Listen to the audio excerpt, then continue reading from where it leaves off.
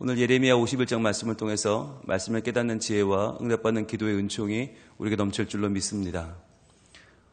어제부터 하나님은 바벨론에 대한 심판을 선언하셨습니다. 이 바벨론에 대한 심판은 매우 확실하고도 명확하다라고 했습니다. 그래서 그동안은 말로 전하던 이 하나님의 예언을 손을 통하여 손으로 적으라고 했고 110절이나 되는 많은 양을 통해서 바벨론을 확실하게 하나님이 손 보실 것임을 말씀하고 있습니다. 그러니까 이스라엘은 바벨론에게 망하지만 바벨론이 선에서가 아니라는 거죠. 그들이 이스라엘보다 나아서가 아니라 하나님께서 이스라엘 백성을 징계하는 도구로 쓰였는데 바벨론은 그것을 모른 채 우리가 뭔가 잘했나 보다. 우리가 뭔가 힘이 있나 보다. 교만했던 것이죠. 그래서 하나님의 백성을 마음껏 짓밟았습니다. 그러나 거기에 대한 분명한 대가를 치르게 하겠다라는 것이 하나님의 계획이죠. 여러분, 여기서 우리가 알 수 있는 것은 세상에 승승장구해 보이는, 형통해 보이는 악인들이 잘 되는 모습에 우리가 배 아플 이유도 없고 그것 때문에 우리의 삶을 분노로 갉아먹을 이유도 없다고 하는 것입니다.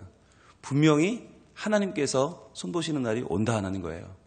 그래서 분명한 것은 우리가 하나님의 대적이 되지 않는 것이 중요합니다. 내가 지금 어디 서 있는가, 내가 서 있는 위치를 분명하게 확인해야 되는 것입니다. 그래서 내가 지금 하나님을 향하여 서 있는가, 아니면 하나님께 등을 돌리고 세상으로 달려가고 있는가, 내 자신을 분명히 우리는 확인해 봐야 되는 것이죠. 오늘 말씀 이렇게 시작합니다. 1절입니다. 여호와께서 이와 같이 말씀하시되, 노란색으로 치셔야겠죠? 이것은 하나님의 말씀입니다. 이것은 예레미야가 개인의 생각이나 판단으로 하는 말이 아닌 것이죠. 하나님이 말씀하시되 뭐라고 하시는가? 보라, 내가 멸망시키는 자의 심령을 부추겨 바벨론을 치고 또 나를 대적하는 자 중에 있는 자를 치되 라고 하셨습니다. 여기서 심령을 부추겨라고 하는 말이 심령이 루아흐거든요. 루아흐는 우리의 영으로도 번역되지만 바람이라고 번역하는 것이 더 많은데, 바람. 심령을 부추겨라는 표현은 바람을 일으켜라는 표현이에요. 바람을 일으켜 바벨론을 치겠다. 이 중동 지방에서 가장 무서운 것이 있는데 동풍입니다. 동풍, 아주 메마른 동풍이 불어오면 모든 곡물이 다 말라버립니다. 그래서 재앙 중에 재앙은 동풍인데, 지금 하나님이 이 동풍을 일으켜서, 바람을 일으켜서 바벨론을 치겠다라고 말씀하시는 거예요. 또 2절에는 이게 키질이라고 연결되기 때문에 키질할 때 바람이 부는 것, 이렇게 이해하시면 좋겠어요. 그런데 중요한 건 1절 하반절이 뭐라고 말씀하시는가? 또 나를 대적하는 자 중에 있는 자를 치되 그랬어요. 즉 하나님이 바벨론만 치는 것이 아니라 바벨론 편에 서 있는 자들, 바벨론과 함께 있는 자들을 치겠다라고 말씀하는 겁니다. 바로 이게 우리가 지금 어디 서 있는지를 분명히 확인해야 되는 이유입니다. 하나님은 바벨론이라고 하는 하나님을 대적하는 자를 치시면 동시에 그와 함께 있는 자들을 치겠다. 이 말은 뭐냐면 바벨론에게 붙어 있으면 뭔가 나올 것 같아서, 바벨론에게 붙어 있으면 안전할 것 같아서, 그쪽에 있으면 우리 편에 이길 것 같아서 거기 가 있는 아무 생각 없이 서 있는 자들도 멸망한다는 거예요. 여러분, 우리가 어디 설까를 분명히 정해야 합니다. 많은 분들이 하나님을 믿으면서도 이 세상도 놓치기 아까운 거예요. 그래서 세상에도 요만큼, 하나님께도 요만큼, 마치 투자하듯이 반반씩 투자해 놓고 이기는 편 우리 편, 그런 분들이 계시는 것 같아요. 하나님 그거 하지 말라는 거예요.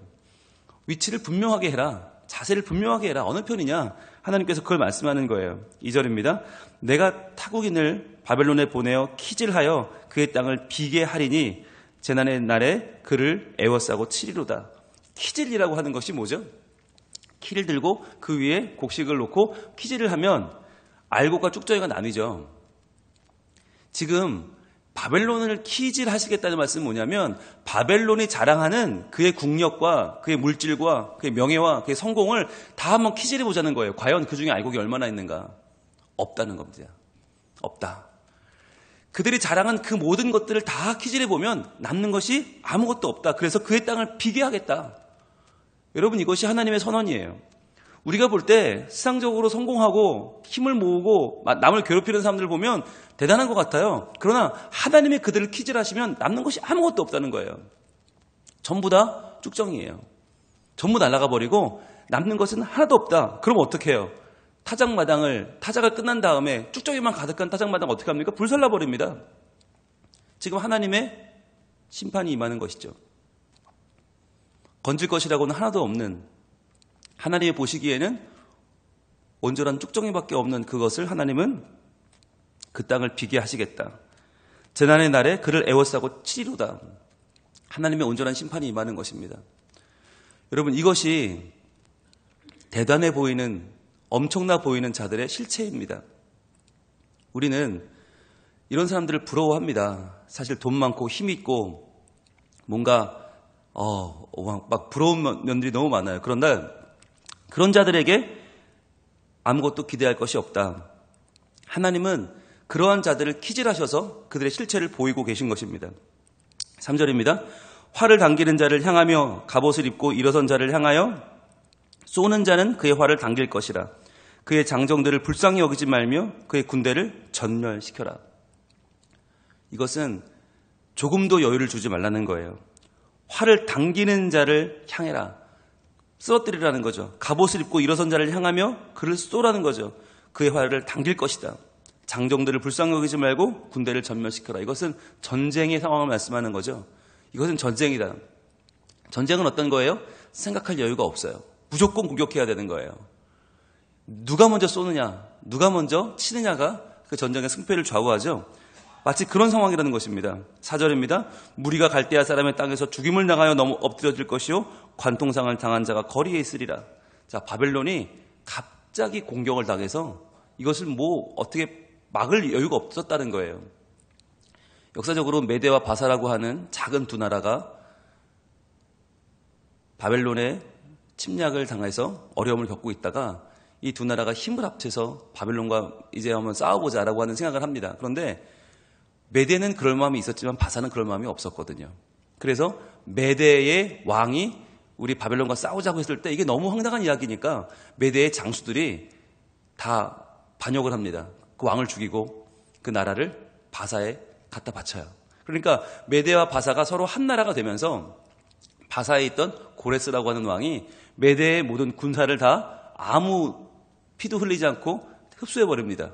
그러면서 메대가 가지고 있던 바벨론을 치는 계획을 본인이 수행하는 거예요. 그런데 바벨론은 메대와 바사가 너무 작은 나라니까 우습게 봤어요. 야, 이 두 나라 너희들이 힘 합쳐봤자 아무것도 아니지?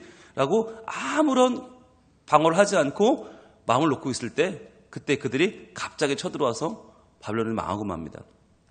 바벨론이 그때 이렇게 마음을 놓았던 이유는 유브라데라고 하는 강이 있었기 때문이에요. 이 강이 너무너무 큰 강이라 이걸 넘어올 수가 없거든요. 그런데 이 강을 도리어 역이용해서 그들은 메대와 바사가 바벨론을 칩니다. 그래서 이 바벨론이 갑자기 당한 이 모습을 죽임을 당하여 엎드러진다. 관통상을 당한 자가 거리에 있다. 아직까지도 왜 당했는지 모르는 거예요. 아직까지 무슨 일인지 모르는 거예요. 갑자기 그 제국이 무너져 버렸어요. 그래서 어제 제가 110년 정도 됐다. 바벨론이 말씀드렸는데 정확하게 따지면 90년도 안 돼요. 정확하게 따지면. 나라가 생겨나기 전부터 후까지 다 따지면 110년이지만 그러나 나라다운 나라로 있었던 건 90년밖에 안 될 정도로 한 사람의 일생만큼밖에 안 되는 거예요. 전 세계를 지배한 나라가. 순식간에 사라져버린 것이죠. 5절입니다. 이스라엘과 유다가 이스라엘의 거룩하신 일을 거역함으로 죄과가 땅에 가득하나 그의 하나님 만군의 여호와에게 버림받은 호라비는 아니니라. 자, 이스라엘과 유다도 하나님께 물론 거역했죠. 그 죄과가 땅에 가득한 건 맞아요. 그러나 그래도 이스라엘은 하나님께 버림받은 호라비는 아니다. 이 말은 뭐냐면 바벨론은 누구라는 거예요? 버림받은 호라비라는 얘기죠. 근데 호라비라는 표현이 사실 정확하진 않아요.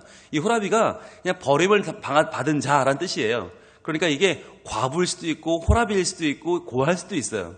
정확하게 어디라고 표현하기가 그렇지만 왜 호라비라고 했는가? 저는 이게 뉘앙스인 것 같아요. 이렇게 번역한 이유는 그냥 버림받았다 그러면 버림받고도 잘 살 수 있잖아요. 여러분 비교적 과부와 호라비라고 하면 여러분 어떨지 모르겠지만 여자분들은 혼자 남아도 잘 삽니다. 남편들이 적당할 때 가시면 아내들이 잘 삽니다. 아주 복된 말년을 보내십니다. 그런데 여자분이 먼저 가시면 이건 큰일 나는 겁니다. 남자분이 남으면 처참합니다. 건강도 잃고 결국 모든 걸 다 잃고 쓸쓸히 가시더라고요. 그래서 경험적으로 볼 때 왜 여기다가 버림받은 호랍이라고 했나? 남자들이 버림받았을 때 더 비참해지기 때문인 것 같아요. 그래서 원문의 뜻은 오히려 과부에 가깝지만 그러나 일부러 이렇게 번역을 한 게 아닌가 싶을 정도로 이스라엘은 버림받은 호랍이는 아니다. 혼자 남겨진 호랍이는 아니다. 즉 이것이 하나님의 사랑이죠. 하나님의 은택이죠. 하나님이 이스라엘을 바라보시는 눈이 어떤가를 보여주는 거예요. 그런데 바벨론은요. 그나마 전혀 이런 생각해 줄 여지가 없는 거죠. 그들은 완전히 멸망하고 마는 겁니다. 그래서 하나님께서 이스라엘 백성들을 사랑하신다는 것은 징계하시지만 멸망시키지는 않는다. 그들을 망하게 두시지는 않는 거예요. 결국 건져주시고 결국 하나님의 사람으로 다시 한번 세워주실 하나님의 은총을 말하는 것이죠. 자, 그러려면 중요한 건 6절입니다. 바벨론 가운데서 도망하여 나와서 각기 생명을 구원하고 그의 죄악으로 말미암아 끊어짐을 보지 말지어다. 이는 여호와의 보복의 때니 그에게 보복하시리로다. 이 6절이 오늘 참 중요한 말씀이에요. 바벨론 가운데서 도망하여 나와서 각기 생명을 구원하라. 이 말은 그들과 함께 머무르지 말란 얘기죠. 바벨론에 어정쩡거리고 서 있지 말아라. 당장 나와라. 당장 도망쳐 나와서 생명을 구원하라. 이건 누구한테 하는 말이에요? 이스라엘 백성들이죠. 지금 바벨론이 망하는데 거기서 바벨론 편에 서서 어정쩡거리다간 다 죽는다. 빨리 나와라. 도망쳐 나와라. 그럼 바벨론에서 도망쳐서 어디로 오라는 말입니까? 결국에 어디로 오라는 말입니까? 예수님께로 오란 말이죠. 예수님께로 오라. 세상에 지금 힘있고 돈 있는 자들 편에 서서 하나님이 없다고 하는 자들 편에 서서 적당히 타협하며 살지 말고 나와라. 나와서 예수님께로 빨리 오라는 거예요. 그래서 생명을 구원하라. 이는 죄악으로 말미암아 끊어짐을 보지 말지어다. 자, 죄악으로 말미암아 끊어진다. 거기 있다가는 같이 끊어져 버린다. 거기 있지 말고 나와라. 이는 여호와의 보복의 때니 그에게 보복하신다. 여러분, 이 보복의 때라는 말이 굉장히 중요한 말인데요. 우리말로 번역해 놓으면 이 보복의 때가 심판의 날밖에 안 되는 것 같아요. 그런데 원문을 보면 이 보복의 때가 언제냐면 정확히 말하면 보응의 때고, 보응의 때란 행한 대로 갚으시는 때예요. 그러니까 행한 대로 갚는다는 말은 악에는 악으로 복수한다는 말이지만 선에는 선으로 혜택을 돌려준다는 말이에요. 은혜를 갚는다는 말입니다. 그러니까 하나님이 보시기에 우리가 행한 것이 악이면 악한 대로 복수하시지만 그러나 선이면 선한 대로 보응하신다. 바로 이 날이 구원의 날이자 심판의 날인 그날을 말해주고 있는 것입니다. 그래서 우리는 여호와의 보복의 때라는 말이 나오면 무조건 두려워할 필요가 없어요. 내가 하나님 편에 서 있으면 이 날은 나에게 하나님을 택한 선을 하나님의 은총이라는 선으로 갚아주시는 날인 거예요. 구원의 날인 거예요. 얼마나 좋은 날인지 몰라요. 그런데 이 구원받는 사람들이 누구라는 거예요? 도망쳐 나온 사람들이란 말이죠. 바벨론에서 도망쳐서 생명을 구원한 그들은 끊어짐을 보지 않고 하나님의 구원을 받는다라고 하는 하나님의 구원 계획이 바로 6절인 거예요. 여러분, 그러니까 바벨론의 멸망의 날은 두려운 날이 아닌 거죠. 도리어 그 날에 바벨론은 멸망하지만 거기서 도망친 자들, 생명을 구원한 자들은 하나님께 구원받는 놀라운 은총이 임한다라고 하는 거예요. 그럼 바벨론은 누군데요? 7절, 바벨론은 여호와의 손에 잡혀 있어서 온 세계가 취하는 금잔이라 뭇 민족이 그 포도주를 마심으로 미쳤도다. 금잔, 여러분 금잔이라고 그러면 굉장히 아름다워 보이죠? 금으로 번쩍번쩍하게 보이죠? 그런데 그 금잔을 던지면요, 산산이 깨져버립니다. 왜요? 이 당시는 금을 주주할 수 있는 기술이 없습니다. 그럼 왜 금잔으로 보일까요? 진흙으로 만든 잔인데 진흙을 구워 만들었는데 겉에 금을 바른 거예요. 겉으로 보기에는 황금이지만 던지면 산산조각 나는 아무것도 아닌 잔이 금잔이에요. 바벨론이 그랬다는 거예요. 바벨론이 마치 겉으로 볼 때는 천하무적인 것 같고 뭐 천년만년 갈 것 같은 금으로 보이지만 하나님이 던지시면 산산조각 나는 금잔밖에 아니었다. 아무것도 아니었다. 사람들은 그 금잔의 포도주를 마심으로 미쳐버렸지만 그 잔이 대단한 것처럼 보였지만 아니라는 거죠. 8절입니다. 바빌론이 갑자기 넘어져 파멸되니 이로 말미암아 울라. 그 상처를 위하여 유황을 구하라. 혹 나으리로다. 이 말은 누가 했을까요? 바벨론 주변에 있는 나라들, 바벨론의 용병들이 한 말입니다. 야, 바벨론 이렇게 넘어지면 안 되는데, 야, 그들을 위해서 울자. 야, 상처를 위해서 유황을 구하자. 혹 나으리로다 라고 얘기하는 거죠. 그런데 어떻게 해요? 완전히 망하는 걸 보고서 9절입니다. 우리가 바벨론을 치료하려 하여도 낫지 아니한즉 버리고 각기 고향으로 돌아가자. 그 화가 하늘에 미쳤고 궁창에 달하였음이로다.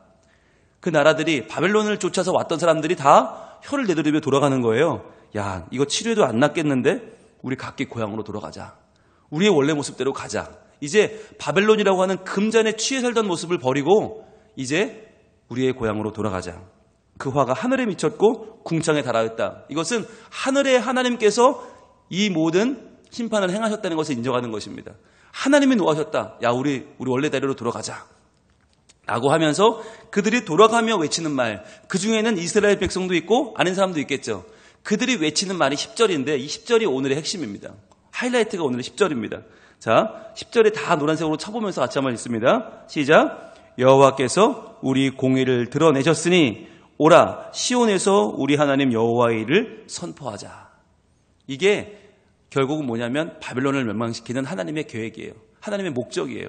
왜 바벨론을 치시는가? 이 말을 하기 위해서 이스라엘 백성들이 그에게 잡혀있던 자들이 포로된 자들이 도망치면서 이 말을 하기 위해서 하나님 바벨론을 치신 거예요. 그럼 무슨 말이냐? 여호와께서 우리 공의를 드러내셨다. 이 말이 뭐예요? 우리한테 공의가 있었어요 원래? 이스라엘 백성들이 원래 공의가 있었는데 잡혀간 거예요? 아니잖아요. 공의는 없어요 그들에게. 그들도 죄를 지었고 그들도 죄가가 분명히 있어요. 그럼 이 공의는 무엇입니까? 내가 주장할 수 없는 의를 하나님이 나에게 베풀어 주신 거죠. 나는 바벨론을 이길 수 없는데 나의 죄된 모습은 바벨론을 도저히 넘을 수 없는데 하나님의 바벨론을 꺾어주심을 통해서 하나님의 의를 내게 허락해 주셨다. 우리를 자유케 하시고 우리에게 구원의 때를 허락하신 그 이유는 바로 하나님의 공의를 부어주시고 하나님의 공의를 찬양하게 하시는 거죠. 이 공의가 바로 ጼ다카입니다. 이 ጼ다카는 사람이 이룰 수 있는 의가 아니에요. 우리에게는 이 공의가 없어요. 우리를 의롭다고 할 만한 게 하나도 없는데 하나님의 이 ጼ다카 공의를 드러내셔서 우리를 자유케 하시고 우리를 하나님의 자녀를 삼으셨다는 거예요. 이걸 찬양하라는 거고, 그래서 그 공의를 드러내신 하나님은 어떻게 해요? 오라 시온에서 우리 여호와의 일을 선포하자. 오라 시온에서 다시 돌아온 하나님의 품에서, 이전에는 바벨론 어귀에서 어정쩡거리면서 그에게 빌붙어 살던 우리가 그 죄악을 완전히 버리고 이제는 시온으로 돌아왔어요. 하나님의 땅 시온으로 와서 성전, 예루살렘 성전에 있는 시온산으로 돌아와서 이제 우리 하나님 여호와의 일을 선포하자는 거예요. 무엇을? 우리에게 행하신 여호와의 공의를, 우리에게 행하신 여호와의 구원을, 하나님의 행하시는 보복의 때 하나님의 행하시는 온전한 심판과 온전한 하나님의 은총이, 구원이 분명히 있음을, 그것을 우리가 경험했음을 선포하라는 거예요. 이게 구원받은 자의 삶이에요. 우리 하나님 여호와의 일을 선포하자. 여러분, 오늘 우리에게 이 말씀 주시는 이유는 무엇인가?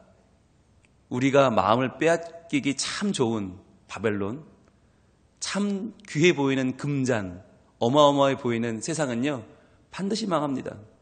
그 편에 서 있지 말고 하나님 편으로 어서 빨리 나오라는 거예요. 그래서 하나님 편에 나와서 우리에게 없는 공의를 우리에게 허락하시는 하나님의 은총을 마음껏 입고 그것을 선포하며 살아라. 찬양하며 살아라. 전하며 살아라. 그것이 우리 삶의 이유다 말씀하시는 것입니다. 예레미야의 모든 예언은 이제 내일 끝납니다. 오늘이 마지막에 거의 다 온 51장입니다. 예언은 거의 끝났습니다. 그 예언의 마지막 하나님의 마음은 바로 이것입니다. 이 모든 심판의 끝에, 이 모든 멸망의 끝에 우리의 힘이 아니라 하나님의 은총으로 살아남은 우리가 그 하나님을 찬양하는 것, 이 모든 일을 하나님이 하셨음을 우리가 증인이 되어서 말하고 전하고 나누는 것이 우리의 사명입니다. 오늘을 살면서 이 하나님의 하신 일들, 하실 일들, 하나님의 계획과 하나님의 소원을 기억하고 나를 끝내 의롭다 하시고 살리시고 나를 하나님의 놀라운 일을 전하는 자를 삼으신 하나님의 목적을 기억하고 오늘도 하나님께 영광을 돌리면서 살아가는 우리가 되기를 우리 하나님 원하고 계십니다. 기도하겠습니다. 하나님, 많은 자들이 너무나 확실하게 믿고 의지하던 바벨론이 순식간에 망해버리는 이 날을 하나님은 우리에게 예언으로 보여주십니다. 우리가 믿고 의지하는 모든 것들이 마치 동풍에 날아가 버리고 퀴즈를 했는데 알고는 없이 전부 쭉쪽이만 나오는 믿을 수 없는 사실이 우리 앞에 펼쳐질 것이라 하십니다. 우리가 부러워하는 것들, 어마어마해 보이는 것들, 우리의 마음을 빼앗는 것들이 실은 아무것도 아니요, 거기서 빨리 도망쳐 나와야 하는 것을 하나님은 우리에게 말씀해 주십니다. 주님, 우리가 이 세상의 헛된 것에서 도망쳐 예수님 품에 안기게 하여 주시옵소서. 그리하여 하나님께서 오늘 우리에게 허락하시는 이 보복의 날, 하나님의 심판의 날이자 동시에 구원의 때가 우리에게 임하여 우리가 우리에게는 없는 의를 하나님께 받고 그 공의로움을 하나님을 찬양하며 기뻐하며 감사하며 살아가는 하나님 자녀로 오늘도 서게 하여 주시옵소서. 무엇보다 이 공의, 하나님의 의를 우리의 자녀들에게 전하게 하여 주옵소서. 우리 다음 세대에게 전하게 하여 주옵소서. 공부와 취업과 세상의 짐에 눌려 살아가고 있는 우리 자녀들에게 하나님의 공의를 전하게 하시고 이 하나님의 때가 반드시 옴을 알려주게 하시고, 그리하여 우리 다음 세대가 우리의 말씀, 하나님의 은총을 바로 알고 그들의 삶 가운데 하나님을 믿는 믿음으로 잘 다져지게 하옵소서. 오늘은 여름 성경학교를 위한 교사 강습회가 저희 교회에서 있습니다. 하나님, 오늘 참여하는 교육자들과 교사들에게 힘을 불어넣어 주시고 그들이 오늘 바르게 배우고 바르게 준비하여 올 여름 사역도 하나님께서 일하시는 하나님의 공의가 드러나는 다음 세대가 주님을 붙잡고 회개하고 구원받고 돌아오는 놀라운 일들이 많아지게 하여 주시옵소서. 주님께서 우리가 구원받은 자로서 하나님을 선포하며 자랑하며 나누는 귀한 일을 행하게 하실 줄로 믿습니다. 주님, 이 일을 선포하는 주일 예배가 이제 내일입니다. 저희들 오늘 잘 경건하게 준비하여 거룩한 삶 가운데 하나님의 은총을 자랑하며 찬양하며 묵상하여 내일 예배 가운데 주님을 기쁘게 찬양하며 마음껏 노래하며 주님을 높이는 주를 경외하는 백성들이 되게 하여 주시옵소서. 오늘 하루의 삶도 주님께 의탁하오니 주여 도와주시고 하나님의 공의로 우리를 채워 주시옵소서. 예수님 이름으로 기도합니다. 아멘.